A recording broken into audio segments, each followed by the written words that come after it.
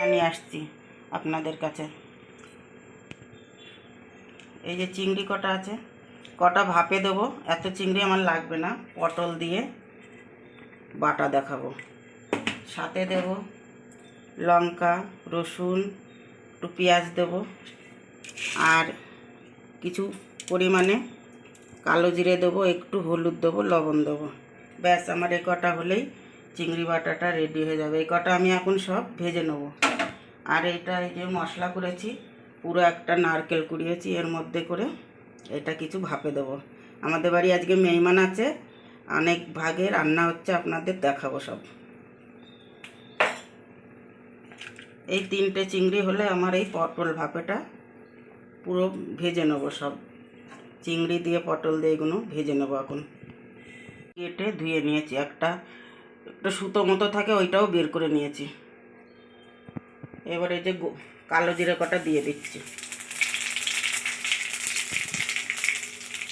কালো জিরে কটা পুরা পুরা হলে এর মধ্যে আমি 2টো চিংড়ি মাছ দিয়ে দিচ্ছি, সাথে রসুন দিয়ে দেবো। আর এই যে 5-6টা কাঁচা লঙ্কা একটু ফাটিয়ে দিতে হবে, নয়তো চটপট করে ফুটে এদিক ওদিক পালাবে। এবার পেঁয়াজ কটা দিয়ে দিচ্ছি।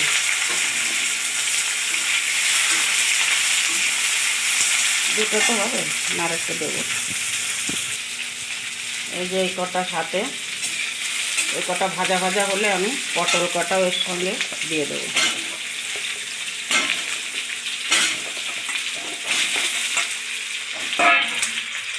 লবণ আর হলুদটাও দিয়ে দেবো।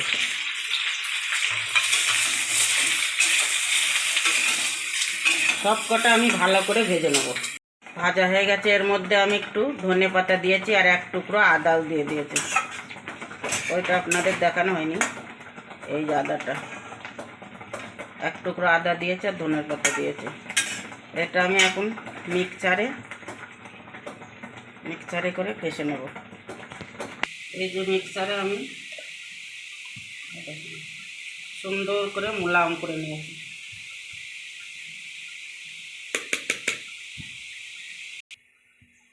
আগে সর্ষের তেল দিয়ে ভেজে নিয়েছি, এখন আমি সর্ষের তেলই দিচ্ছি। এটা সর্ষের তেলটাই ভালো লাগে। যত ভর্তা বলো, ভাজা বলো, বাটা বলো, সর্ষের তেলটাই খেতে ভালো লাগে।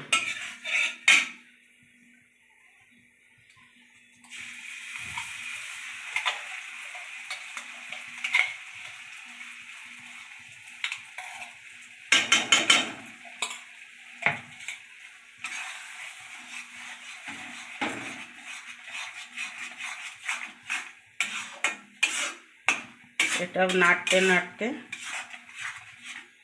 একদম শুকিয়ে নিতে হবে।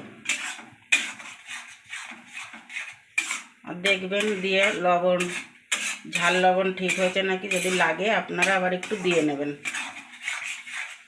এইভাবে একবার খেয়ে দেখবেন।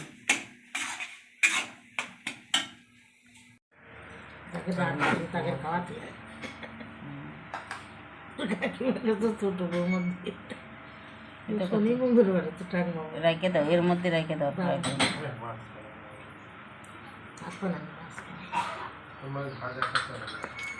হ্যাঁ, এই যে পাট মাছ আমার ছেলের এমনি রাগ নেই, আরো রাগ, সেই তো বলছি, রেখে দাও। তো এই যে ঠ্যাংগুলো কিরাম, জলটা খাই রেখে দিই।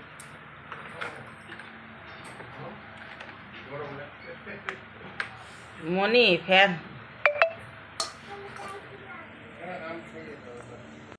ভর্তাটা করে নিয়ে আসলাম, চিংড়ি বাটা দিয়ে, পটল দিয়ে চিংড়ি বাটা। আর এইটা করেছি চিংড়ি দিয়ে নারকেল পোস্ত, একটা নারকেল ভেঙে দিয়েছে এতে। আর এইটা করেছি চিংড়ি দিয়ে ঠ্যাং দিয়ে তরকারি। আর একটা হবে কই মাছের তরকারি, ফুলকপি দিয়ে আলু দিয়ে করবো। আর একটা আছে লেপ করব, আর খাসির মাংস। আমাদের বাড়ি আজ মেহমান আছে।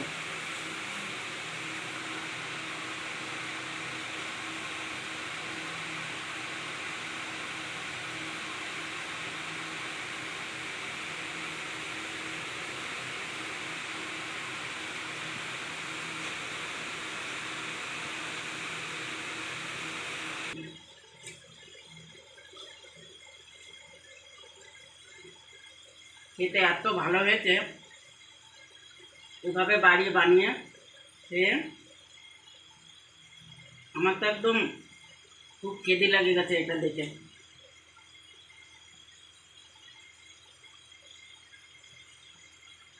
এমনি খাবি নাকি? এমনি মাংস দেখাবে। ভিডিওটা পছন্দ হলে এইভাবে চেষ্টা করবেন বাড়ি, আমার সাথে থাকবেন,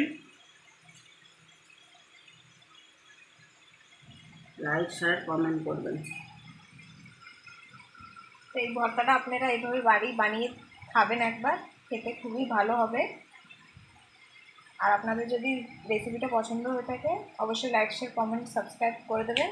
আবার দেখা হবে নতুন একটা রেসিপি নিয়ে আপনাদের সাথে।